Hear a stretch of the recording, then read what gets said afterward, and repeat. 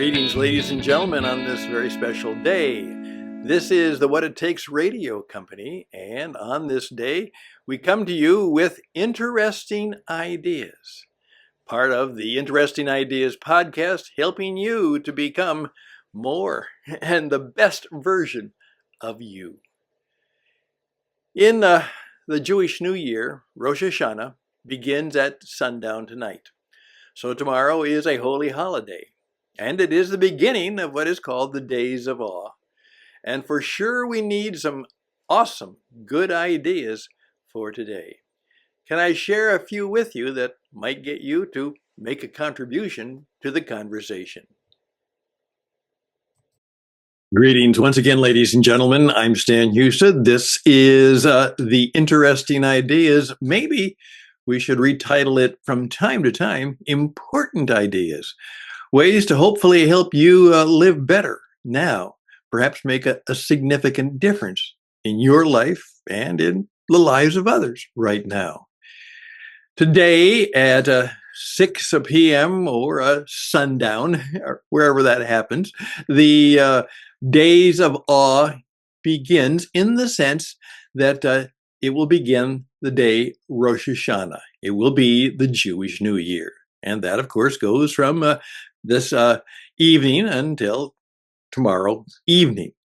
And then the 10 days in between until Yom Kippur, the holiest of the Jewish holidays. And we've been talking that this is the day that, or at least coming day, that I celebrate the New Year. I begin my new year. And there is a way that I will do that hopefully will at least be significant for me. We'll tell you about that maybe later. However, I do begin with simply a new background that I've shown you before. Actually, some of you may recognize, obviously it's fake. I wish it were part of my own studio, but it's not. It is stained glass. And the importance of the stained glass that is in many of the ancient churches, and then again, we try and do our best to copy it in many of the newer modern churches, but it sometimes just doesn't quite make what they were able to do even in the Middle Ages or even in the 17th and 18th century. But we try. Now, the purpose of the stained glass windows, as many people now know, it was because in the early days, many people were illiterate. And it was kind of a way to illustrate various stories from Holy Scripture, from the Hebrew Scriptures and from the Christian Scriptures that were a part of the Bible for many of the early Christians and yet even today. But there was more to it than that. What it was said is that the stained glass helping to create a mystery. And many of you know what we mean if you have been in a cathedral or a church like that. The lights are low. It may just be candlelight. And then the outside light throughout the day, obviously, it changes as the sun changes. And it was meant for the people who came to say, I'm in a different place. This is not just like the world out there, which was, of course, oftentimes the busy marketplace square of the villages and towns. You are in something that's different, a sacred place, a different place, maybe an awesome place. And so that's why I've taken that as one of my favorite backgrounds, because what I have discovered is that if you want to really begin to be successful in a variety of things, first of all, you need to become a master of something. You've got to learn mastery of certain things. You've got to learn to be good at some things that you do.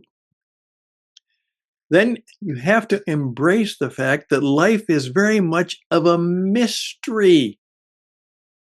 And to be able to engage with that, to understand that, to know that a lot of things you're just never going to understand that you're not in control of yourselves sometime, and certainly not of the universe. And it is to live in the fact that there's great uncertainty, that life indeed is a mystery. So, with it, your power and skill, and perhaps maybe with certain spiritual power and confidence, what is your mastery? And then do you engage in understanding and being comfortable with mystery? And then do you make something that matters? Do you make something that matters? That actually brings meaning into your life and maybe to some others in the universe? It's mastery. It's mystery. It's making something that matters. And in doing so, you have meaning and purpose and maybe even direction in your life. And maybe that's what we're trying to achieve in the Days of Awe, to have a kind of a 10-day encapsulation in which we take that challenge seriously. And what I've encouraged you to do is perhaps to come in, write in, maybe phone in, maybe send a video, somehow share something that's awesome that all of us could benefit from. A unique idea, a powerful statement of meaning, a great question that would help us become maybe even a bit different, and maybe on our way to being a lot different in these Days of Awe. Someone wrote to me and said, well, Stan, give us a couple ideas of something we might do. And so I actually sat down and said, okay, here's a few that I would think about. First of all, right now, we are at war. There's great evil in the world. There's great misery in the world. I'm in the state of North Carolina, and right now there are people who have lost everything, and they can't figure out so why? And so they need help. This one lady was calling into the radio, and then someone said, "What can we do?" I said, "We just need someone to help us. We just need help." And then, of course, are we on the verge of a major war in the Middle East that could lead to even greater misery? And yeah, and all of that on the New Year's Day. Maybe, as I say, think about deliver us from evil. Yeah, that's an ancient prayer. And some people have said that actually it says, deliver us from the evil one. Maybe there's something to that. Maybe we need to talk about the power of belonging. We're beginning to discover that part of our problems are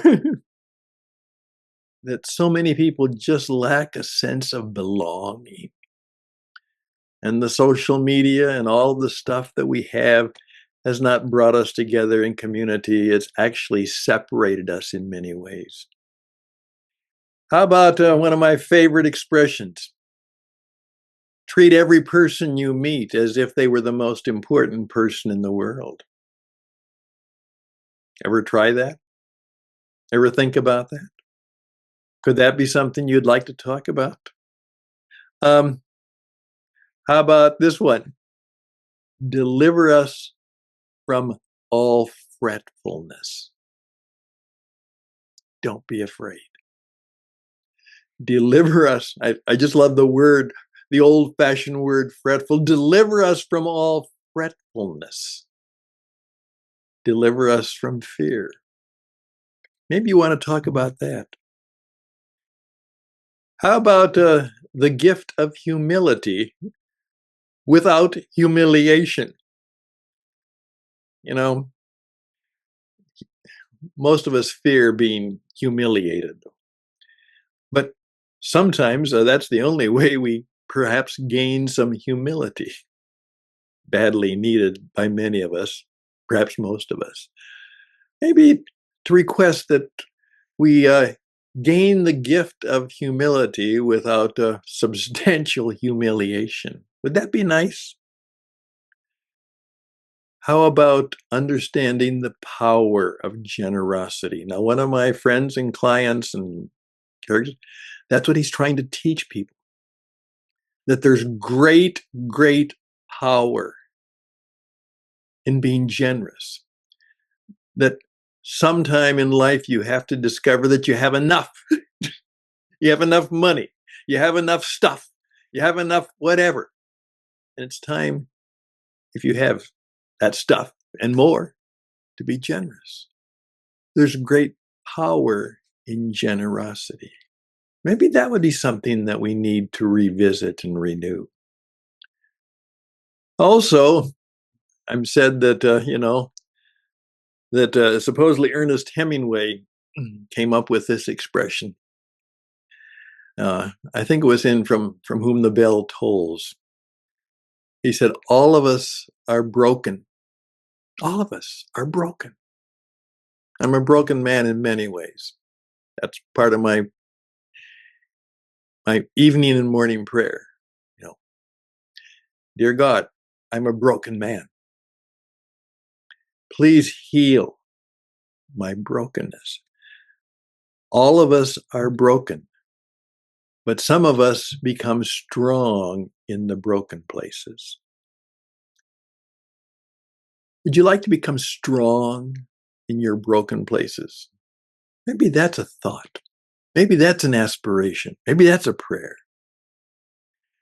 And one of my Jewish friends said to me this. He said, Stan, without prayer, nothing works. Think about that.